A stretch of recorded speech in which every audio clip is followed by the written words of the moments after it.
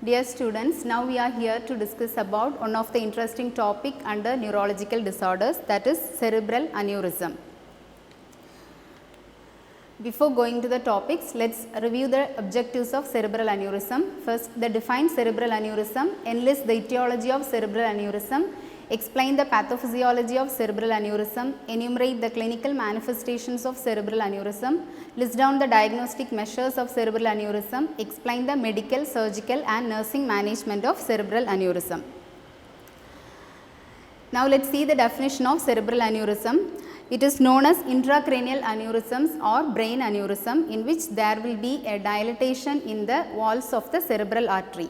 So, this dilatation happens due to the weakness of the cerebral arterial wall because of various etiological factors. This is a picture of a cerebral aneurysm. Here if we see, this is a cerebral artery. The side part of this artery is outpost forming a cerebral aneurysm. So, it occurs anywhere in the brain, any part of the blood vessels inside the brain can be affected. Mainly it is discovered once the cerebral aneurysm is get ruptured. So, in subarachnoid hemorrhage, the blood vessels become so thin and it spontaneously leaks or ruptures. So, when the blood vessels released into the space around the blood cell, it leads to hemorrhagic stroke, brain damage as well as death. In the incidence, it can occur at any age group, mainly it occurs between the age group of 50 to 60 years of age. The causes are mainly it is due to unknown causes. So, exactly there is no exact causes for cerebral aneurysm, but it can happen due to congenital reasons, that is due to genetical disorders. During the time of birth, there will be chances of getting this cerebral aneurysm due to connective tissue disorder. Next is head trauma, that is known as traumatic intracranial aneurysm. If it happens due to atherosclerosis or arteriosclerosis, that is known as atherosclerotic aneurysm. Next is infection. Infection means because of the bacterial or septal infection, mainly due to if the patient is having any infective endocarditis, in those patients there is chances of getting this type of infective aneurysm, that is known as mycotic aneurysm. In hypertension, there is a degeneration of the elastic membrane, that is in the cerebral arterial wall, the central part of the wall is elasticity. That elasticity will be degenerated in hypertension. So, when the elasticity is lost, the blood vessels, that is the walls of the cerebral artery is become weakened and it can lead to a aneurysm. Then in lower estrogen level after menopause. So, after menopause there will be loss of collagen. Collagen takes a main role in the proper maintenance of the structures of the arterial wall. So, when it is lost, it can also lead to weakness of the arterial wall, leading to cerebral aneurysm. Then some other causes are constant stress, intracranial arteriovenous malformation and family history of cerebral aneurysm. Now, let us see the pathophysiology of cerebral aneurysm due to the etiological factors. That means already we have seen some of the factors like hypertension, mycotic infections. So, for example, if we take one of the etiological factor like hypertension, already we have seen the central part, that is the elasticity is lost and because of that weakness happens. So, due to this weakness there will be abnormal dilation of the walls of the artery. Then because of this weakness of the dilation of the walls, it leads to rupture of the cerebral aneurysm due to the intra-aneurysmal pressure and thinning of the vessels. So, this blood leaks into the subarachnoid space, leading to subarachnoid hemorrhage. So, because of this subarachnoid hemorrhage, that is after the rupture of the aneurysm, the blood under high pressure, it is forced into the subarachnoid space, that is at the base of the brain. When the blood flows into the parenchymal tissue, so based on the location where the blood forces, it names like this. If it comes to the brain parenchymal tissue, it leads to intracerebral hematoma. When it comes to the ventricles, intraventricular hematoma. When it comes to the subarachnoid space, subarachnoid hematoma. If it is in the subdural space, that is subdural hematoma. So, because of this aneurysmal rupture, it can lead to these conditions like intracerebral, intraventricular, subarachnoid or subdural hematoma. Then next is when the tissue, that is once the bleeding happens and when these blood clot comes in contact with the tissue, when it comes in contact with the brain tissues, the surrounding tissue pressure leads to the formation of clot. So, these clots can occlude and it interferes with the normal absorption process. So, the blood released into the brain, it irritates the brain tissue. Because of that irritation, it leads to inflammatory response, and because of that inflammation, there is chances of formation of cerebral edema, and due to this cerebral edema, the intracranial pressure is increased and also it can lead to ischemia. This is what the final process which happens due to the formation of these clots. So, at the final stage, the ICP of the brain is increased. Then the classification of aneurysm, it is mainly classified into fusiform aneurysm, saccular aneurysm, dissecting aneurysm, mycotic aneurysm. Let us see the pictures of these aneurysm. The first one is saccular aneurysm. So, in this saccular aneurysm, in the cerebral artery, there will be an outpouching formed, and in this outpouch structure there is a neck area. So, if we have this type of neck area, that is considered as saccular aneurysm. So, it is an outpouching with the neck. Next one is fusiform aneurysm. So, in this fusiform aneurysm, these blood vessels, there will be an entire circumference, that is entire segment of the circumference of the cerebral artery is outpouched. So, when comparing to the saccular, there is outpouch at one side, but in this fusiform aneurysm, the entire circumference of the cerebral artery is dilated. So, this is known as fusiform aneurysm. The next one is dissecting aneurysm. In this dissecting aneurysm, the intima layer, that is the layers of the cerebral artery, the intima layer is pulled out of this center part, that is this elastic layer. So, because of this, there is chances of the blood leaks into this particular area, forming a dissection. So, because of this dissection, it leads to dissecting aneurysm. So, these are all the three main types of cerebral aneurysm. Then other two types are mycotic as well as Charcot-Broussard syndrome. Then this is the grading of cerebral aneurysm. This grading system is known as Hunhess classification. So, it is graded from 0 to 5. In 0, that is asymptomatic, as well as there won't be any cerebral aneurysm is unruptured, it may not be ruptured. But when it comes to grade 1 to 5, it started showing all the symptoms like asymptomatic. In grade 1, it will be asymptomatic, but the patient may experience mild headache. When it comes to grade 1A, there won't be no acute meningeal or brain reaction. When from grade 2, it leads to moderate to severe headache. Knuckle rigidity can be seen, but there won't be any other neurological deficit, only cranial nerve deficit is found. In grade 3, the patient shows the neurological deficit symptoms like drowsiness, confusion, mild focal deficit, and also hemiparesis. When it comes to grade 4, it leads to moderate to severe deficit and decerebrate posturing. When it comes to grade 5, the patient may show deep coma as well as decerebrate rigidity. So, based on this grading of cerebral aneurysm, we can manage the patients. Now, let us see the symptoms of cerebral aneurysm. So, symptoms of ruptured cerebral aneurysm as well as symptoms of unruptured cerebral aneurysm can be seen.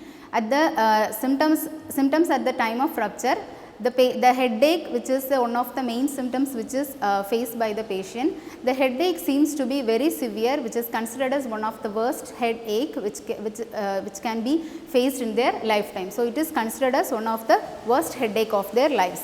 Along with that, some of the other manifestation like stiffness of the neck, nausea, vomiting, numbness of the weakness in the part of the body, seizures, loss of consciousness, sensitivity to light, all these things can be seen in the symptoms of ruptured aneurysm.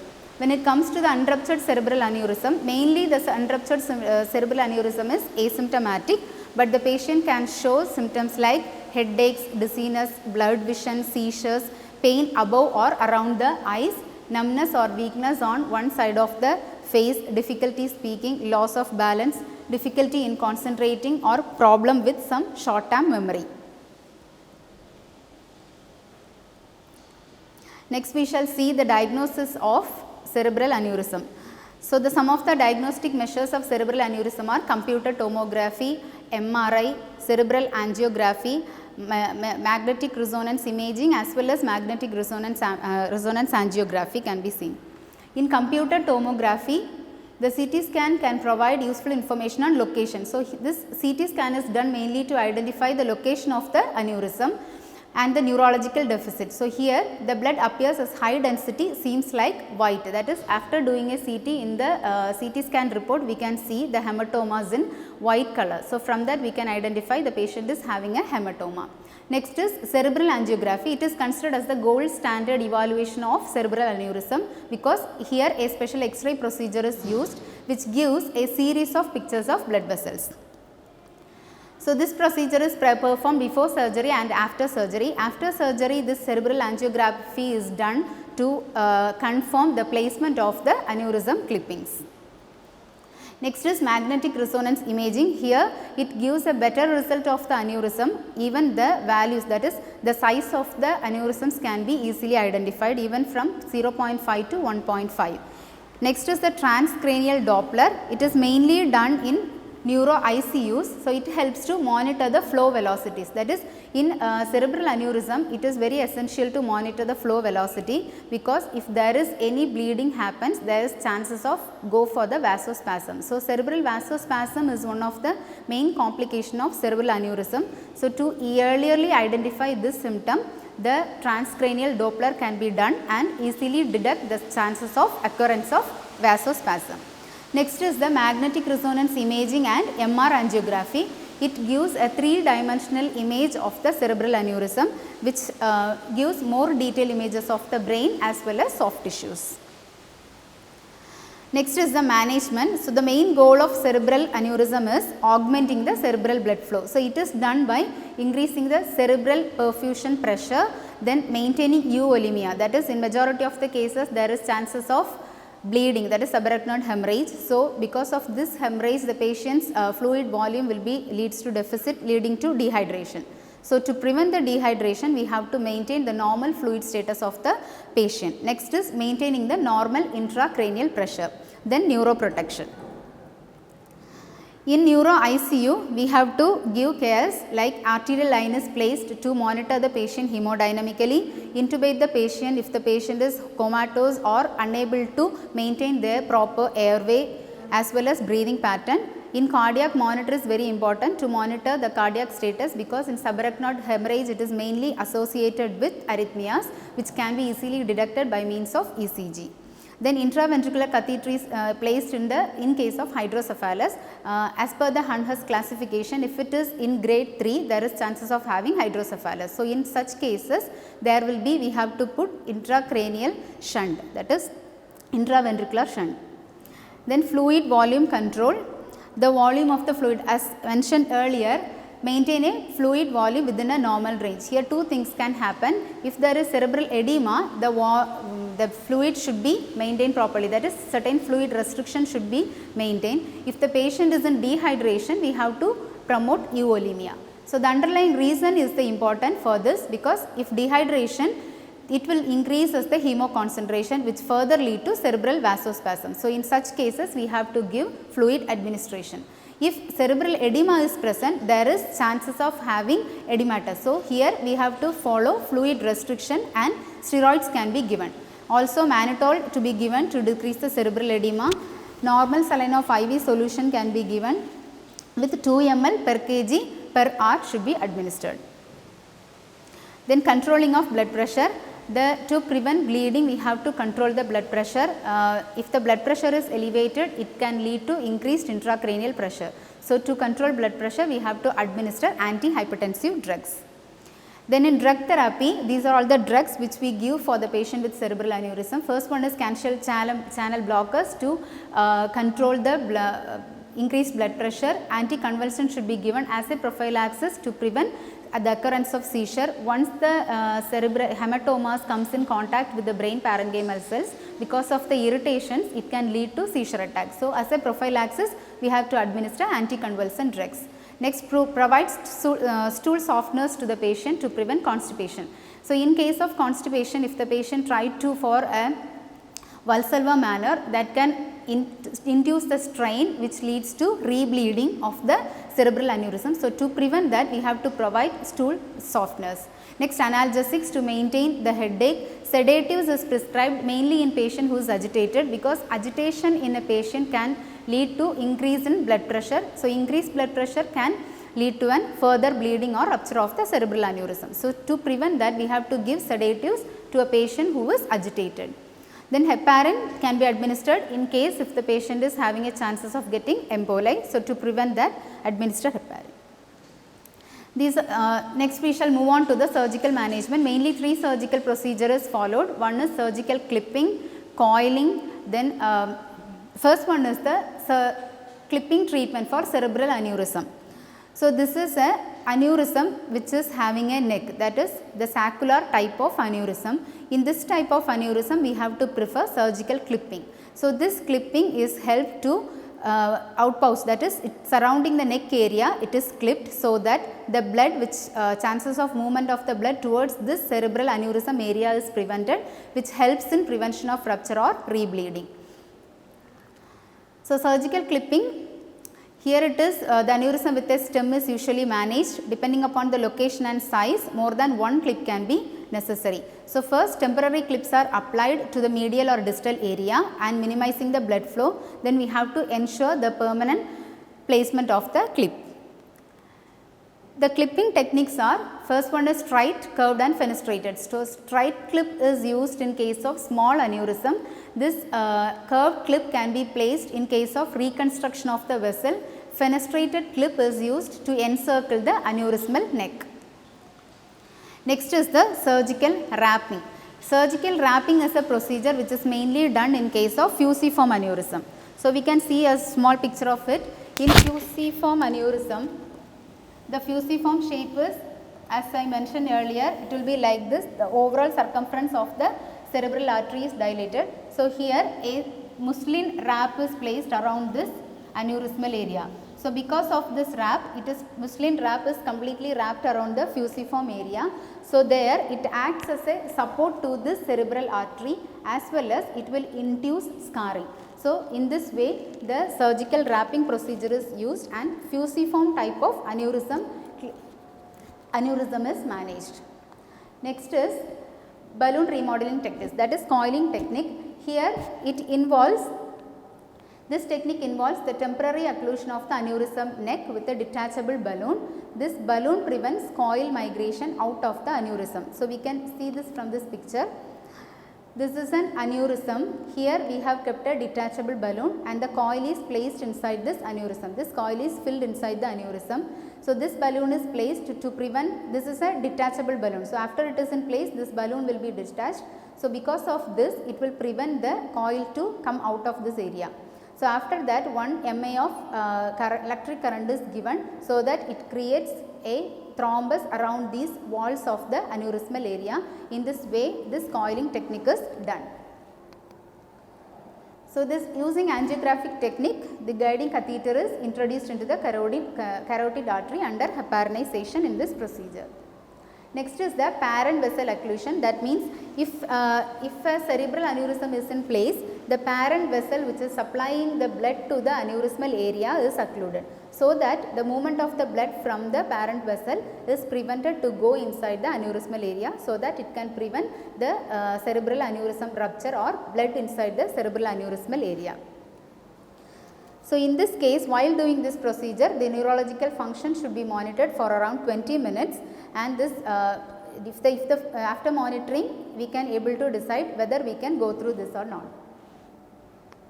Next is aneurysm glue. It is a technique here, a glue like substance, that is the name is Onyx HD 500. It is a glue like liquid. It is delivered through a microcatheter, that is a thin tube like structure. This glue, when it is a liquid like substance, when it comes with contact with the blood or the tissue area of the inside the cerebral artery, it will be hardened. So, once it is hardened, it is filled inside the aneurysmal area. This type of procedure is mainly used if the aneurysm is bigger in size or if the neck is broader or big size of neck. In such case, this aneurysm glue is used to fill this aneurysm area completely. The complications are rebleeding, cerebral vasospasm, hydrocephalus and seizures.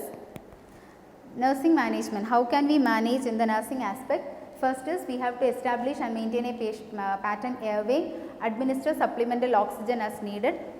provide proper position which helps to drain the pulmonary, that is if the pulmonary secretions or if anything is there, that should be drained. If not, it can lead to respiratory obstruction.